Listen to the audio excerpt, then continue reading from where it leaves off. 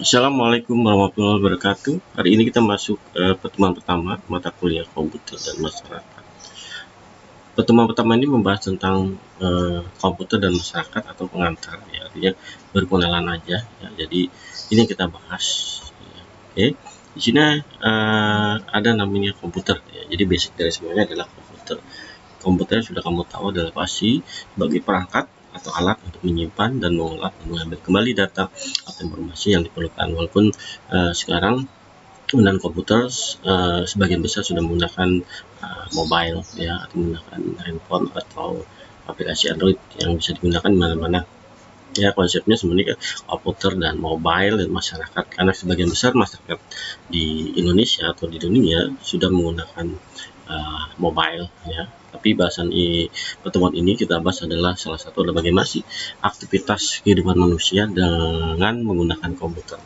Nah, dalam aktivitas ini nanti mendukung berbagai lini atau sektor, ya, seperti perbankan, perdagangan, industri, transportasi, rumah sakit, sampai pendidikan. Walaupun sekarang ini sudah kita rasakan perkembangannya, ya, sekarang ini, ya, contohnya di perdagangan dan rumah sakit serta pendidikan yang sekarang kita lakukan menggunakan versi digital, ya.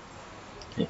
Salah satu adalah di sektor kesehatan, ya.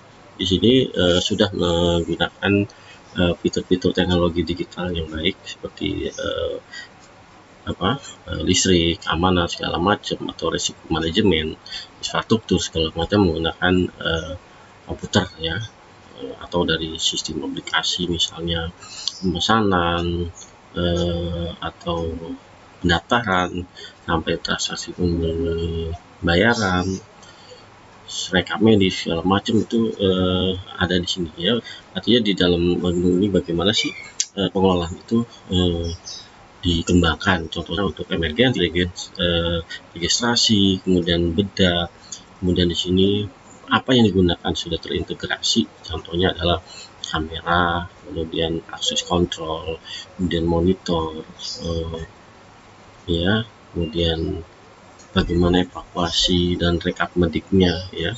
Nah, itu salah satu perkembangan dari rumah sakit yang sekarang ini sudah banyak dikembangkan, ya. Satu pasti ada masalah perkabelan, security segala macam. Nah, ini seperti contoh dalam gedung ini sudah menetapkan optimal dari penggunaan tenaga listrik. Jika ada permasalahan, dia langsung otomatis, contohnya ada UPS, kemudian ada monitoring, ya. Nah, ini semua menggunakan komputer. Nah, ini salah satu penggunaan digitalisasi atau komputerisasi pada rumah sakit.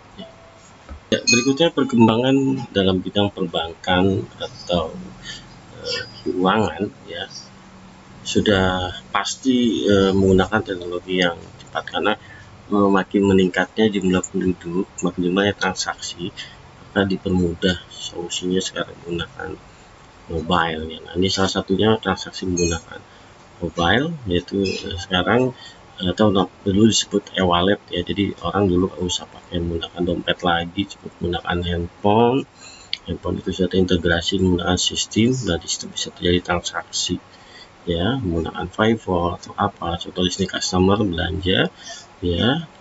Oke, di sini ada pembeli penjual, nanti dia akan bertransaksi dengan bank yang telah ditunjuk untuk pembayarannya. Nah, di bank itu nanti sudah ada aplikasi, ya, atau prosesornya atau yang telah ini adalah contoh transaksi menggunakan mobile, ya, di perbankan, ya. Jadi banyak sekali ini adalah penggunaan teknologi yang sekarang yang lebih maju, ya. Gunakan tadi di sistem perbankan, contoh tadi menggunakan ATM atau kredit dan debit, ya, untuk penyimpanan data, proses transaksi online dan pembayaran tagihan secara online. Walaupun kamu sekarang sudah menggunakan teknologi ini, ya. Di bidang perdagangan, ya, sudah pasti kalau kamu sudah menggunakan e-commerce. E-commerce salah satu proses transaksi data dalam jumlah yang banyak, ya. Dia menyediakan layanan persediaan barang, kemudian transaksi berjalan, contohnya bagaimana sih barang kamu udah di mana lokasinya, komplain segala macam. Kemudian di sisi admin juga ada sisi pembuatan laporan ya. Oke, selain itu pembayaran juga bisa menggunakan cara elektronik, transfer, atau menggunakan outlet yang sudah ditunjuk. Yaitu perkembangan pedagang sekarang itu sangat meningkat dibandingkan 10 tahun yang lalu.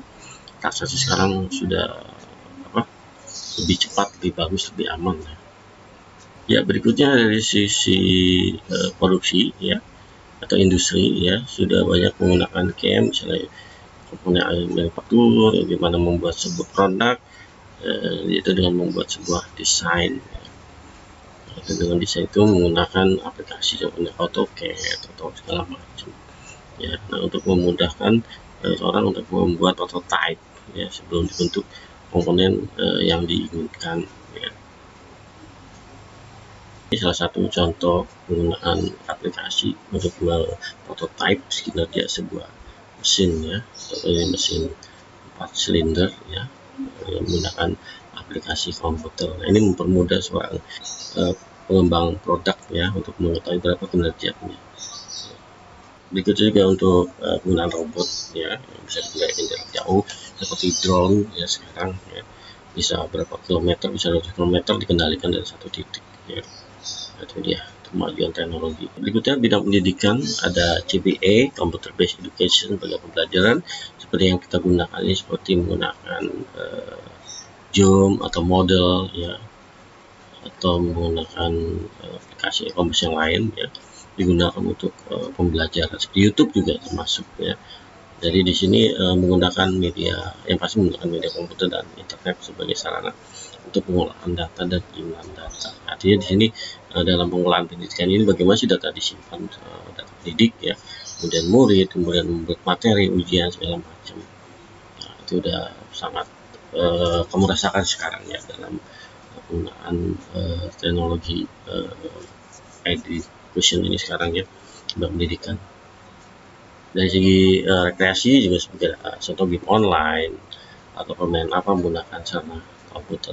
Nah, pada dasarnya sekarang penggunaan atau pemanfaatan komputer untuk interaksi manusia atau kegiatan masyarakat secara umum atau kegiatan sehari-hari itu sudah tidak asing lagi sekarang.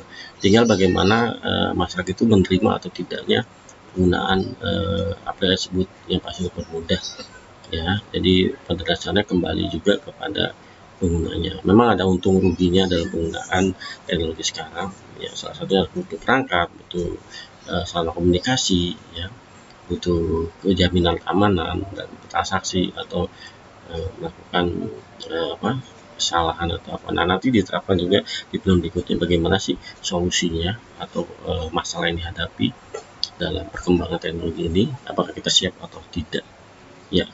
Oke, demikian pertemuan pertama, nanti kita lanjutkan ke pertemuan kedua ya. Selamat malam, selamat pagi, assalamualaikum.